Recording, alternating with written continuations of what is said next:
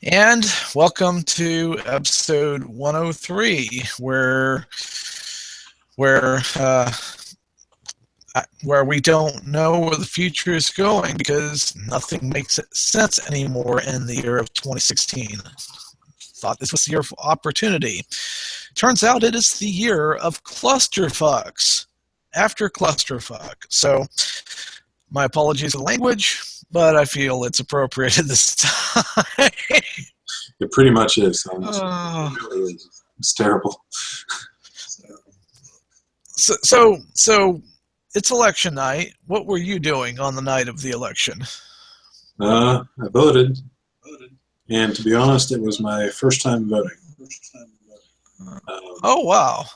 And I won't really share my reasons for not voting beforehand, but I felt like this election it was more important, and it was a more I'm not sure how to put it exactly, but I felt more compelled to actually go vote this time, and it was a different experience. Was there like a big crowd, or did you just try to go early and beat them all? I went after work actually, so I got off around 4:30 and just swung by my polling place. When I got there, there wasn't hardly anybody there. I didn't have to wait for like 5 minutes for the electronic machine that I used. I decided to go electronic just because I wanted to try it out. I never voted and didn't do paper or electronic, and I figured I'm going to do electronic. Um, and this is the only place where I'm kind of a Luddite. I did paper. We went early, well, as soon as we both were off work, we both went up, my roommate and I, and we noticed something kind of unusual. It was, starting to get a little crowded. Like, it wasn't horrible, but in other places, there were people still in line towards closing time and barely making it in to cast their ballot. I'm like, this is unusual. Now, there were still plenty of people who apparently didn't vote, but in certain places, turnout was higher than normal. I was sitting in a restaurant in Lee Summit with some libertarian friends, and we were watching the results as they were coming in, which it just destroyed me because I was up for over 24 hours by the time I went to bed. And then it happened. All of a sudden, I'm hitting the refresh button, and I'm like, wait a minute. This, that feeling, that strange feeling that this isn't supposed to be happening. and I'm like, thinking that, the Democratic nominee was going to win and having to live with that. And this wasn't supposed to happen. And all of that. And, the aftermath of people melting down at the sheer concept of who got elected, or who got elected through electoral votes. How did you react when it turned out that the one that was supposed to be the unlikely person wound up winning anyway? Most of me found it to be very shocking, but then a little piece of me kind of isn't that surprised either. I mean, I know when I was watching the election results like you were with your friends. I was watching the election results and I was surprised at how close it was. This is probably one of the closest elections to date. I know this will make the fifth one where the person who won the popular vote didn't actually win the election. So that's not the first time that's happened. in very recent history, it happened in the 2000 election. I'm sure you remember that. Yep. I did find it very surprising that the person that was not expected to won the election barely. He won the electoral vote. He didn't win the popular vote. But when I was watching, what I was trying to say earlier was when I was watching the results coming in and commentation from a couple different news sources, because I don't want to watch just one. I don't want to get flooded with bias and stuff like that. But the one thing that stuck out was the amount of rural voters that actually came out to vote this year. The percentage of how many of those states were red, most of that was rural voters that influenced that. And it's different. Yeah, Different and it, it's kind of the phenomenon of the silent majority, and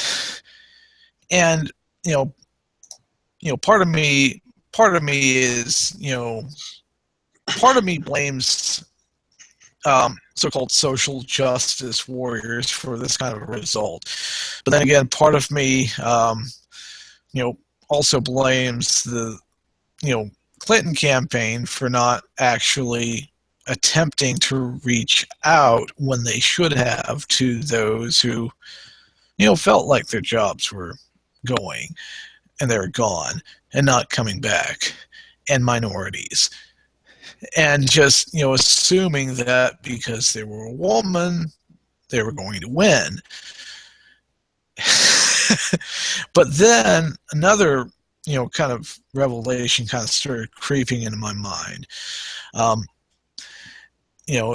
And I think more than anything, the biggest reason Trump won is that if you go up to, to some person, they have truth serum in them, and you ask, why did you vote for Donald Trump?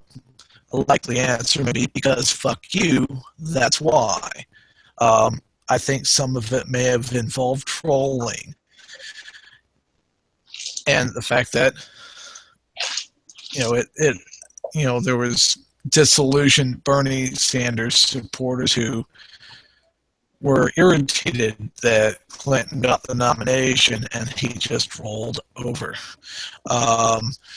So that it's a combination of things, but then again, it's part of the reason why, that fire's kind of coming back inside of me.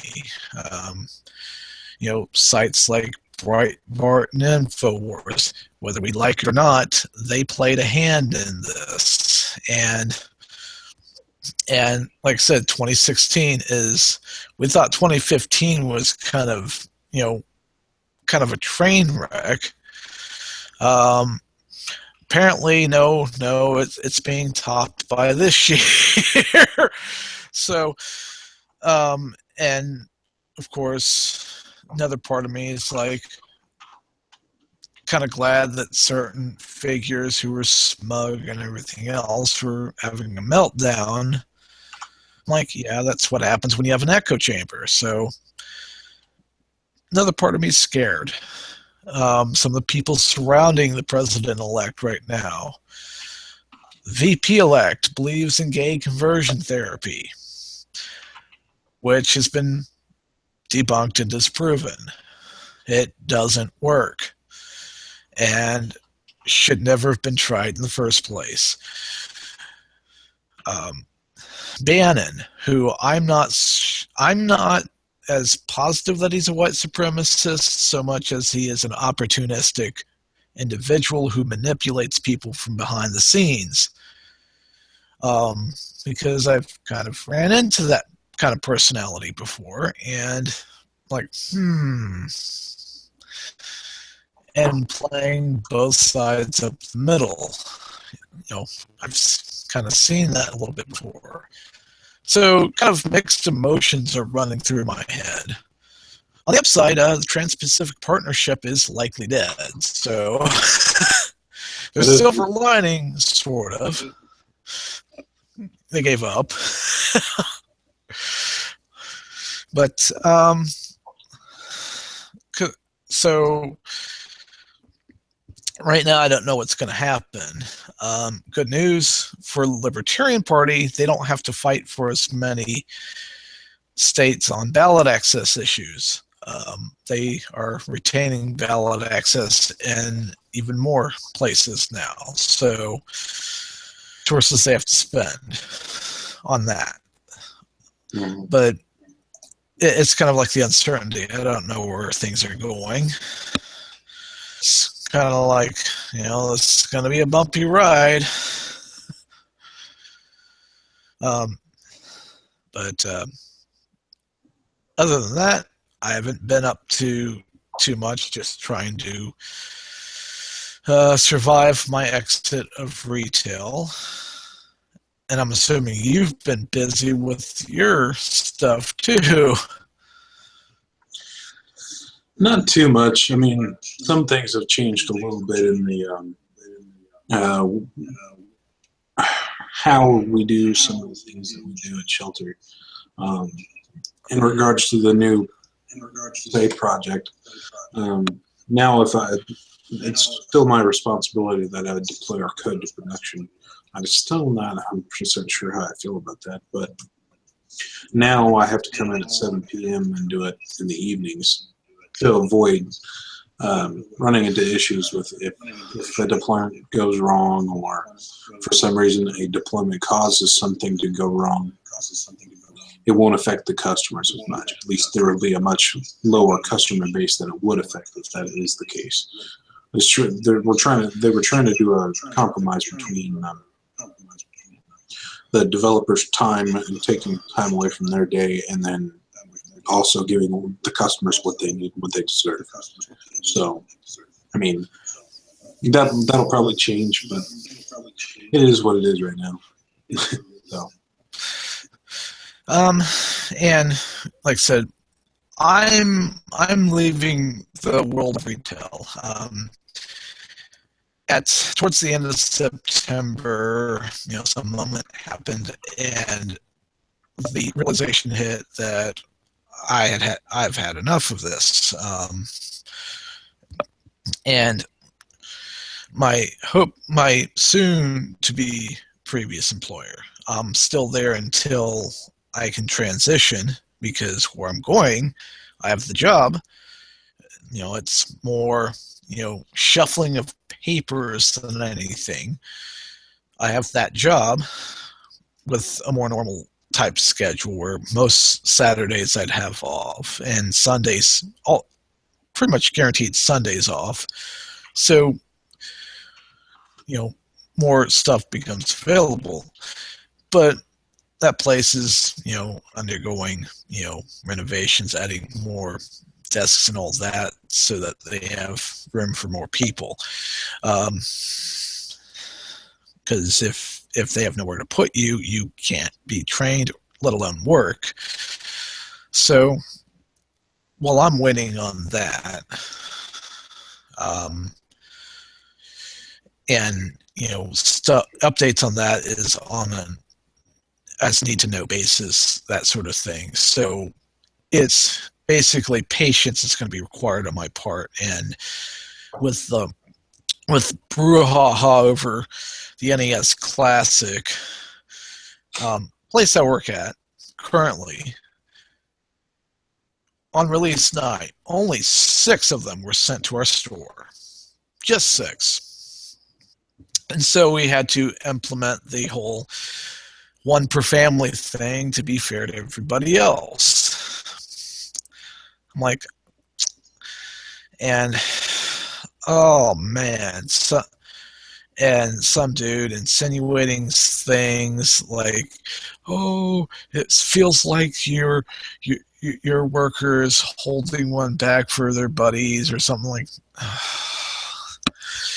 It was part of it was miscommunication, but it was ridiculous. And I'm thinking to myself, seriously, in a matter of months, more of them are going to be available anyway. So, and Nintendo, for the love of God, please quit doing these limited quantities on purpose, because that's creating more stress for us and retail still than absolutely necessary.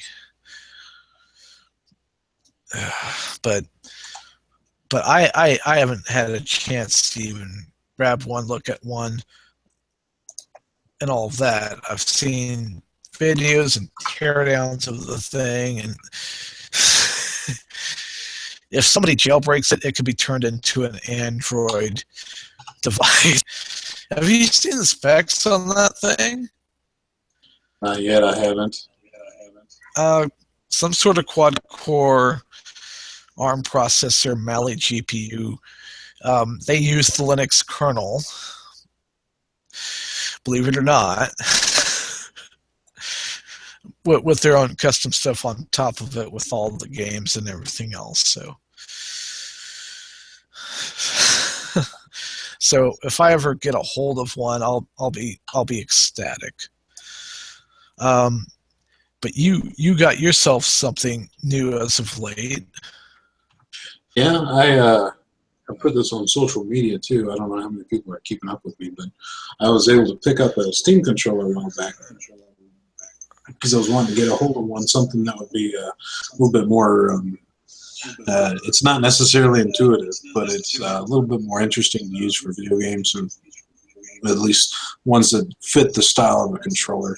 I still cannot use it with like a first-person shooter game at all. It just I'm more attuned to using a mouse, a keyboard and mouse, rather than using the thumb pad right here, which you can use to control the camera usually. But that's entirely up to you. You can customize based on per game what that controller does for you. That's the thing I love about it the most, is it's entirely customizable, and I don't have to charge it. It actually, I'll show you here real quick. It's really easy. This back cover, there's actually two buttons right here and here. You just click them like that. But this back cover opens up, and it'll show in the inside of the handles, and it actually contains two AA batteries, one here and one there. So I could put rechargeable AA batteries in there if I wanted, but AA batteries tend to last forever. I've had this for a while now, and they haven't gone bad. So that I like more than anything. A lot of the rechargeable devices I've been getting lately that aren't phones tend to suck. So, but Well, at least none of them are catching fire like the Note 7 was. What's funny is I was reading an article about that a while ago, about how Samsung's phones are exploding, and I saw a video on why they're exploding. But what's funny is that even though the phones are exploding, so are the washing machines apparently. Oh, somebody must be really be wanting that company to suffer. Maybe I don't know. Maybe a disgruntled employee. I have no idea. Or it's just some freak accident where they missed something. This has not been a good year for Samsung. It looked like the Note 7 was going to propel them above and beyond, and all of a sudden, bam! Like, oh, because I watched the little video too explaining lithium ion technology and all that good stuff, and how if you try to make it charge too fast, you can actually cause it to catch fire, because the way that fast charging technology is, it's pushing them too far. And you combine it with waterproofing, sealed case, no wonder they're exploding. Although I submit that every recalled unit turned in, they should just give to the military and have them use it as improvised weapons against their enemies. I don't know. But so I was just like, dang it, I was wanting a Note again, and now nope, not gonna do one. So on On other news, my Chromebook, I had to figure out how to go to the Canary build and of Chrome OS. It How, finally happened. how difficult was Pardon? that? You have to do it through the terminal and type in the right commands, this root and all that. I made the Google Play Store for Android apps and all of that appear through command line trickery and everything else, which at first it kind of just sat there, and then when it finally tried like several weeks ago and it finally popped up, I installed a bunch of apps, but they weren't entirely stable. So I was like, well, I'm done with that for a while. And then today I had an update, restarted it, had another update because I had apparently this was idled and not completely powered off. And then bam, all the stuff popped right back up. I was like, yes, it got enabled officially. Well, in that build anyway. So now I'm able to experiment with crossover, and my experience has been so-so. I can't install third-party applications. I get a write access error. So it might just be something configured in this device. It's Chromebook 3, the Intel-based one. And let's see. Yep. See, for those who are able to watch this on YouTube, if you look closely enough, you can probably see Microsoft Office icons, notification for Facebook. Close that out. But it runs, and in an Android app, if I need to scroll down or have it move down, I take two fingers on the touchpad and do this. If I want to move it, side to side, I can't remember if it's this way or what, but I've had to learn how to do that, otherwise it will not function properly. And the little scroll bar in Chrome currently doesn't quite function the way it should, but then again, it's a development build, so I can still use the two finger thing and scroll down. So far it's kind of sort of working, but that's the risk you take for running a developer build and all of that. So I'm excited. I may officially use that for more productive things. I don't know yet. As soon as it's like official, hey, it's not going to be unstable, I'll just go back to stable, get out of developer mode, and go from there. But so far, it's kind of cool. Your controller, you say you can use it as a mouse. I've seen you kind of sort of do it through screen sharing. That's pretty cool. Yeah, it's a full. Both of these touchpads here. This is a directional one. That's usually on most controllers. Actually, is a directional D-pad, but this is fully haptic and it's click and touch based. And this is also fully haptic, and it's also this is generally used for the camera controlling on most default configurations for the Steam controller. So, like if I was playing Portal 2 or something like that, I would aim the actual Portal gun with my right thumb. You can see that right now. So I'd if I want to move the screen right, I want to go that way. If I want to go left, I want to go that way. So it's just like using the mouse right here, but you're just using your thumb instead. It takes some getting used to. It really does. I'll bet.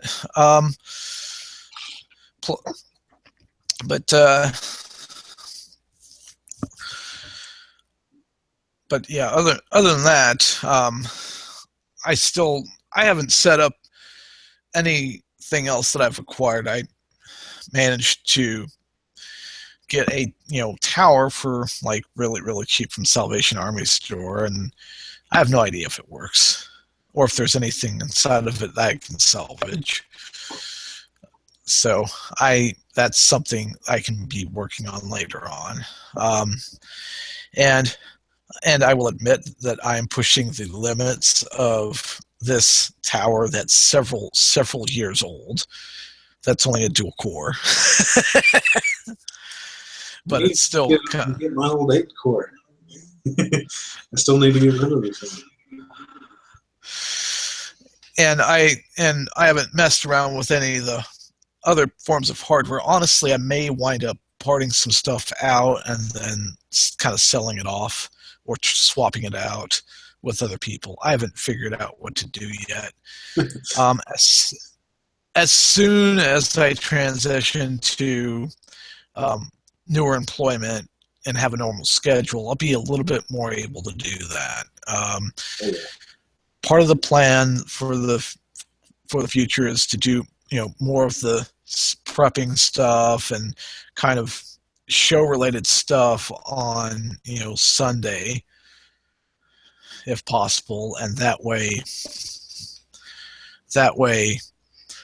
can do all kinds of cool stuff, and have it published on Monday when the news cycle starts and everything else. And because I would be working until midnight, so it's not quite overnight and graveyard and all that, but it's still well after 7 p.m. Central Standard Time that I'd still be at work doing the things that the employer requests of me as an individual and all that good jazz. So plus I will gladly be able to keep more of my paycheck because insurance is partially paid for at the very least. So yay me.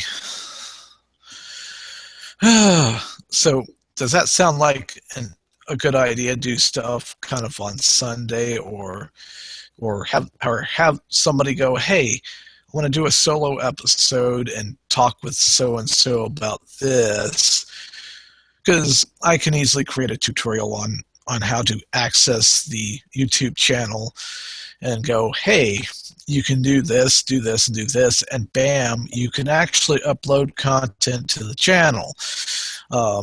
And you can actually do it through Google Hangouts.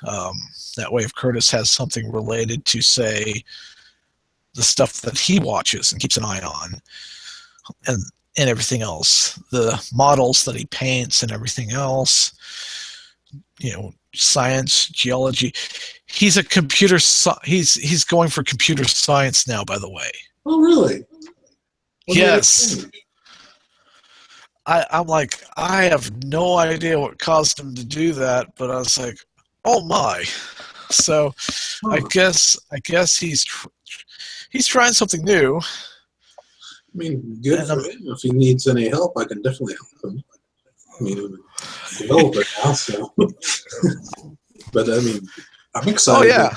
Because then I have another person I know who's doing that. I mean, I think it's fun. I want it. And speaking of developing, Visual Studio is coming to OS 10. Did you read the news of that? Yes. It was kind of accidentally leaked, and then Microsoft removed it, and then at their Connect event, bam, they were showing, I guess, screenshots of it. So I'm like, a screenshot of it. I'm like, I'm guessing it's a cloud thing, and as in, they're aiming for cloud developers, so that, whether they use OS 10 or Windows 10, they can develop on that, because like code is already, cross-platform for the most part, 3 different platforms. So, but yeah, Curtis gets to have all kinds of fun with that. It will Because definitely. if he becomes some software developer that's like some rock star in that arena, imagine what freedom that would afford him to enjoy the great outdoors and everything else. So I'm like, I was taken by surprise. Curtis, way to go, man. Um, but that, but you know, individuals doing a kind of episode of this person talks about this, they interview somebody about this, especially if something happens to her, if there's a demonstration on campus because of the election results or something else, and somebody was there and they can say this is what happened, because sometimes newspapers will miss stuff or get stuff wrong or base their stuff off of police reports that may not always be accurate, especially here in Warrensburg, which is not very nice. But Washington Post actually covered UCM, and it gave me hope because at the end of it, it mentioned people from different perspectives finding common ground. I'm like, yes. But those sorts of things. Posting to the website's going to happen more often. And if any of you want to do that, I can, and you're signed up on the website, I can make you a contributor, writer, etc. To where I look at it and go, okay, I'm just gonna change the spelling error and all that, and that's about it. Bam, you're published. Digital magazine. This is going to sound blasphemous, but I want to experiment with using Publisher for that. I've tried Scribus. LibreOffice is more cooperative, but Scribus is more designed for desktop publishing, except I have to fight it to get it to do what I want. I'm like, if I have to fight this much with a desktop publishing program, it still has maturity left, to do. So it's made some progress I can see, but Publisher, yes, it's a Microsoft product. It's blasphemous. Oh my God. But it functions. It works. I've used it before. I can throw an image anywhere, create objects anywhere, and it stays put and doesn't fight back. LibreOffice, a little more cooperative, but sometimes I have to fight with it. So I haven't decided if I'm going to do that right away or not. Any other places I should branch out? Any ideas of your own? I don't know. I need to. I've been thinking about doing something with related to software development, maybe. Maybe do some sort of like a tutorial or something. I know I've talked about it in the past, but I never really sat down to actually think about it and follow through with it. It might be something I'd be interested in doing. I think we're going to have to. We're coming up close to the end of the year, so we're going to have to do our 2016 year in review. That's going to be fun. With all the stuff that's happened, especially in the recent last few weeks, it's been crazy. So I know there's plenty of things that we'll be able to do. And Jon Stewart probably has a concussion from banging his head against the wall over and over again. Seriously, if the media had done to Trump what they did to Ron Paul in 2012, we wouldn't be having this conversation. Not that I condone that, but because seeing some glib of thing from somebody from CNN, maybe we shouldn't have, given so much airtime to Trump and almost all of his speeches in full. I'm like, or maybe you should have extended that same courtesy to the rest of the candidates in the first place so that people would know they exist. But I guess that would have made too much sense.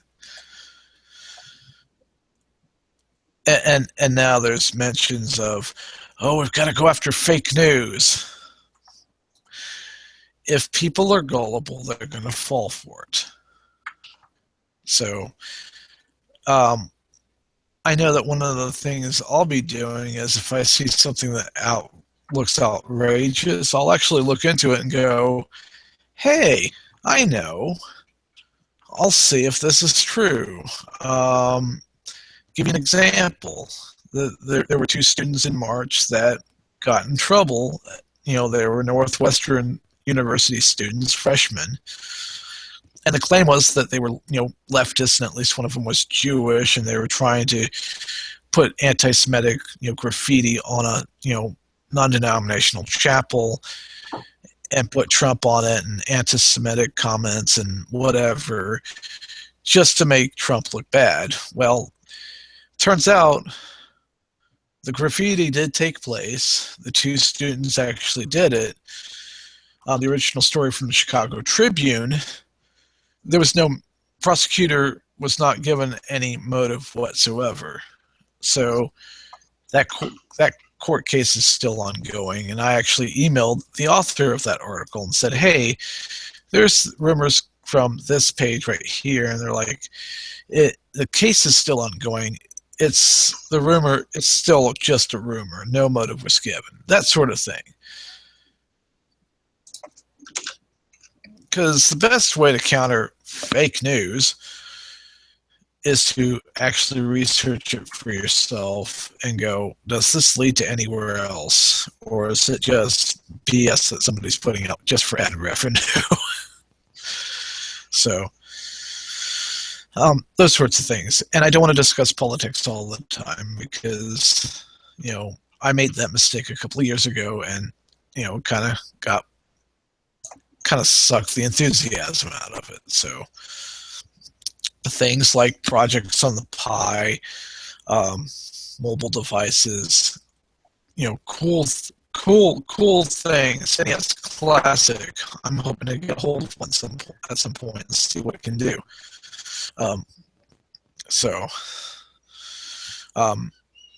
You talk about programming and showing people some cool stuff too, that sort of thing. Do you think individuals can just do a live event and say, hey, put this in the podcast feed, I talk about this and this, here are my notes?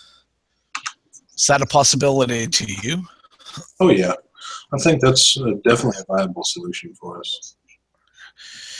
Because our schedules kind of conflict, and that way it kind of keeps things fresh. It's not just me and you or just me all the time.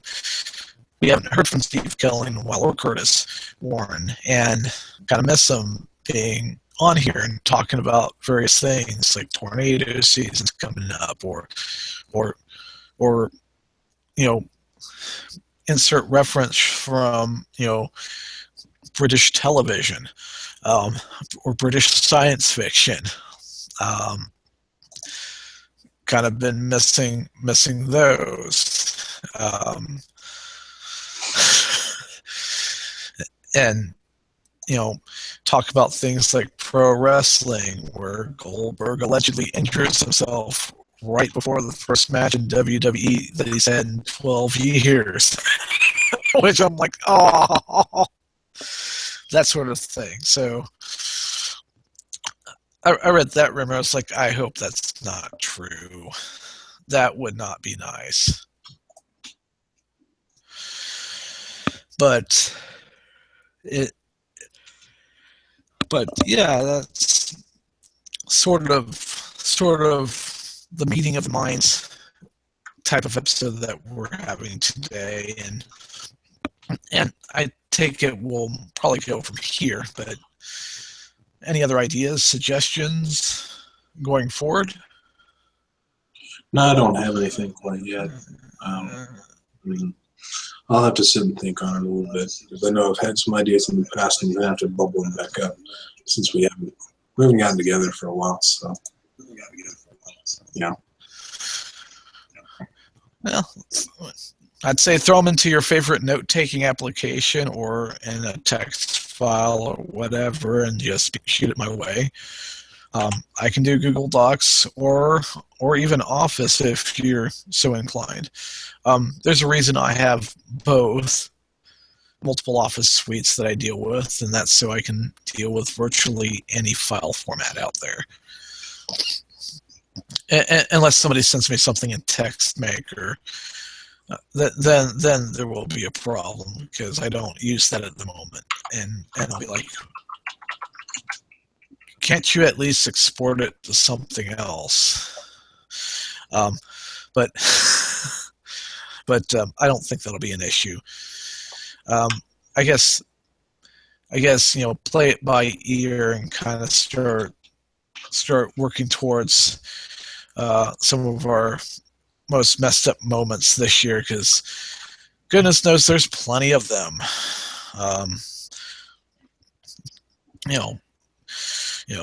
Aleppo is my favorite dog food moments. Yes, somebody created a meme on that, and it's been a weird year. Anyway, entertain yourself, educate yourself, empower yourself. This episode should be available on the feed Monday or Tuesday. And good news for those of you who are privacy advocates, the site now officially uses SSL encryption. So if you go to thenextreport.com, the index page will warn you that there's something there that could cause the site to change appearance. I don't know if it's Google AdSense or what, but everything else is fully encrypted, so the connection to the site is private. So yay, rejoice that it's working. So I'm glad it's working. But we'll talk with all of you later, and I'm looking forward to the new year. Later. See you guys.